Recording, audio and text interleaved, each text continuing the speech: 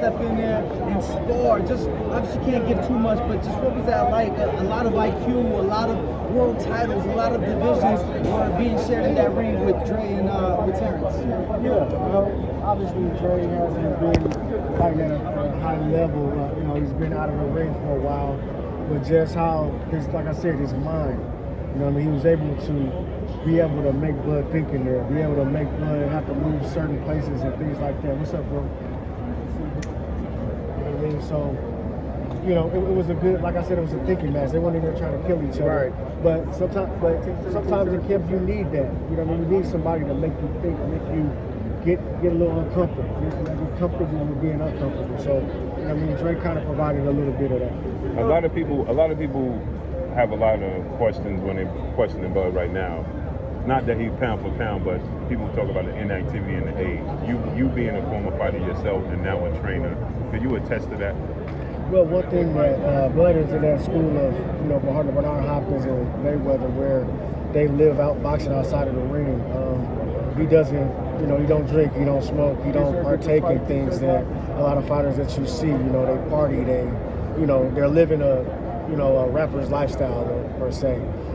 So Bud, he lives this every day 24/7. So he's a young 36. And if he wanted to go a few more years, he could. Just based off his discipline.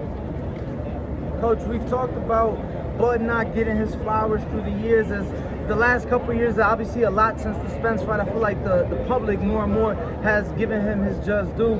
For you though, at this point in his career, is it just about adding to the accolades? Is it just about accomplishing another thing? Absolutely. It drives him. It drives him to want to be the best. So just even with legacy and being on that all-time greatness and celebrity status, we go to the Hall of Fame tomorrow.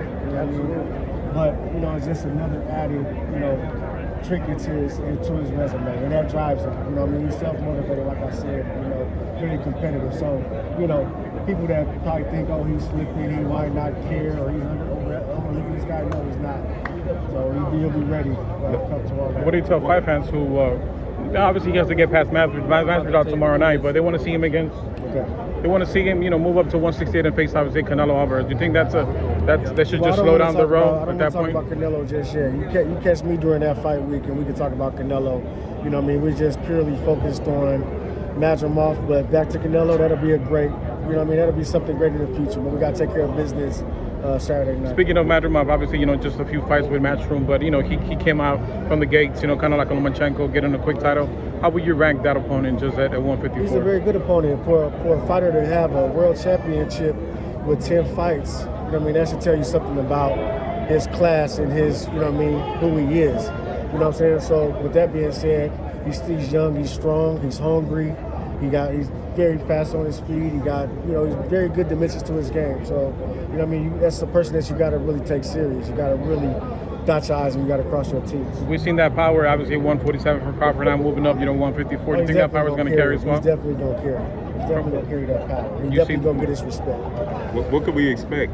Him not having to cut that extra 7 pounds? Well, he's going to be more energetic. I don't know, the media try to say, he's a slow starter, whatever. Well, you might see a little pep in his step. Especially coming off that arrow win. Y'all seen him start getting busy early. You know what I'm saying? So with that being said, just expect a more energetic, strong, great performance by Lamar. Coach, last one for me. I was fortunate to come out last year to Omaha for the Bud Crawford parade, and it was a beautiful sight, beautiful thing to see all the people out there. We got Lolo in the building. It's not Lolo. It's Carlito. Carlito. It's Carlito. Carlito, my bad. Yeah. This is part of the team conference team. You know what I'm saying? And this is our young up-and-coming guy right here, Carlito Garrido. So everybody take a look at him. You know what I'm saying? He's the future. You know what I'm saying? Sure. This is my baby boy. This is my mijo right here. I'm like his uncle. You know what I'm saying? Great kid right here. But what was you asking? Yes. Just got to ask. No, and definitely, obviously for you as well. I was there for the parade.